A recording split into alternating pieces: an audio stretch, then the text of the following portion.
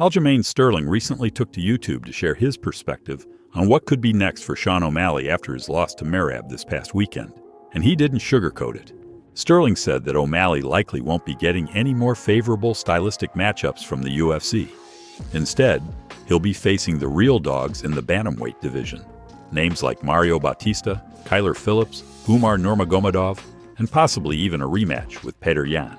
He called the 135-pound division a shark tank and emphasized that while O'Malley's talent is obvious, certain styles, like Bautista's approach, could give him serious problems. As a next step, Sterling suggested Song Yadong as a good test to gauge how badly O'Malley wants to return to the top. He also noted that there are still a couple of matchups that could work in Sean's favor, like Patchy Mix, the former Bellator champ, who was exposed a bit by Bautista's boxing at UFC 316. Now that Suga Sean is no longer champion and isn't part of the title picture, Aljo made it clear, things aren't getting any easier from here.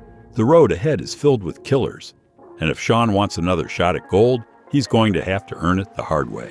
However, O'Malley himself has hinted at a possible move up to featherweight, and that might open up a whole new chapter for him.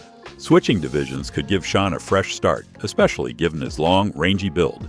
At 145, his striking and reach could pose new problems for opponents. The featherweight roster is full of exciting matchups, but it also brings new threats. Grapplers like Movsar Evloev and heavy hitters like Diego Lopes would be massive tests. And then there's Yair Rodriguez. Just imagine that fight. Fireworks. His size could be an advantage at featherweight, especially against the smaller guys. With his precise, sniper-like striking and knack for finding finishes, Sean could make a big splash.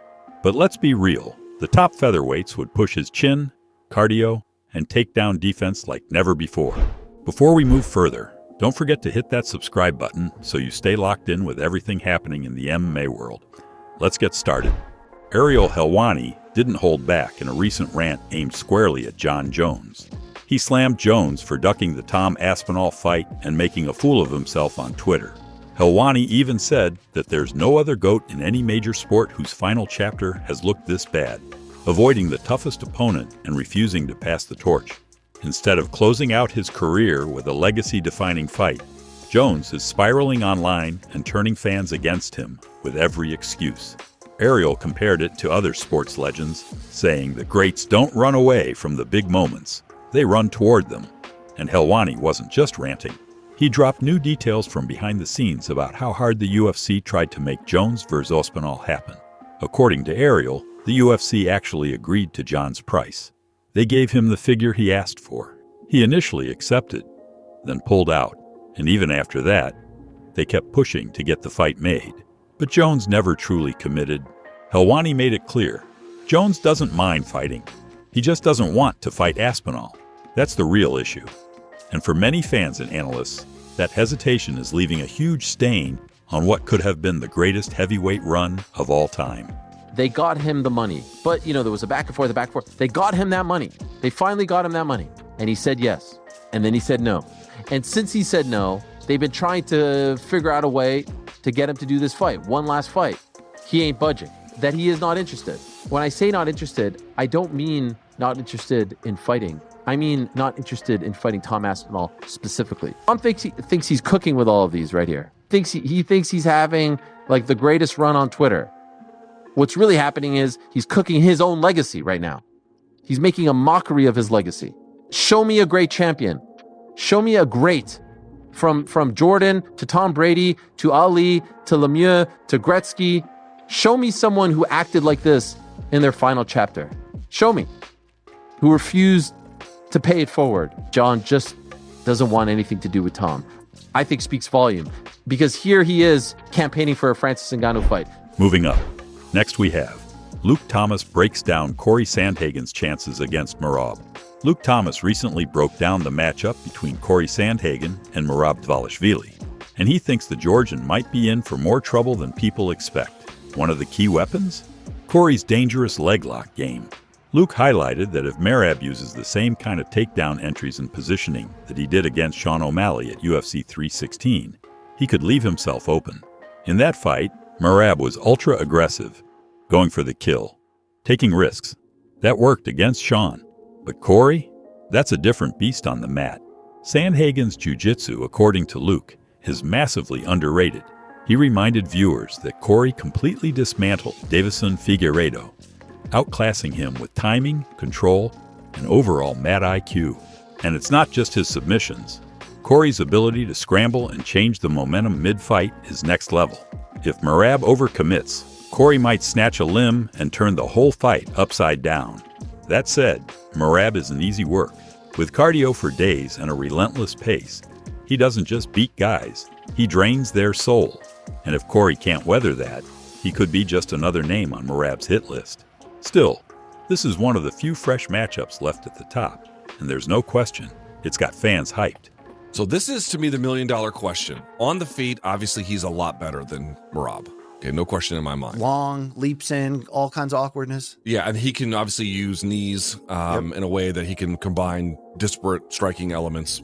Also, really no question in my mind, if Merab wants the takedown, he can get it.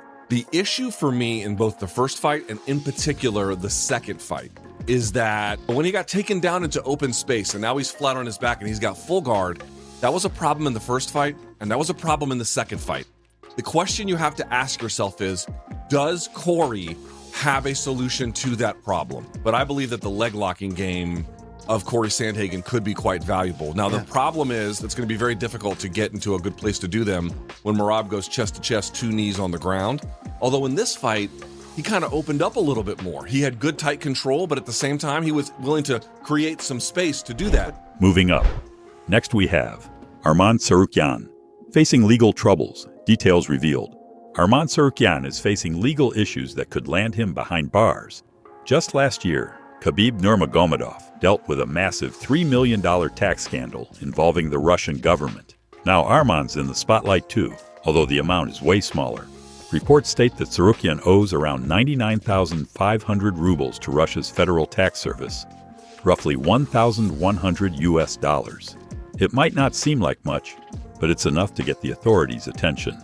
And now they're looking into Arman's property holdings and businesses, including a management firm in Russia, a gym in the US, a rental unit in Miami, and luxury cars like a Mercedes G-Wagon and a Lamborghini Urus with custom plates. It's no secret, Arman comes from serious money. His dad runs a booming construction business, which explains the high-end lifestyle Arman's able to maintain outside of fighting. Right now, details on the situation are limited, but it's something that could escalate if ignored. Tax issues aren't new in MMA, but they can seriously damage a fighter's image and even impact their career. Back in the day, Khabib had to deal with a full-blown crackdown.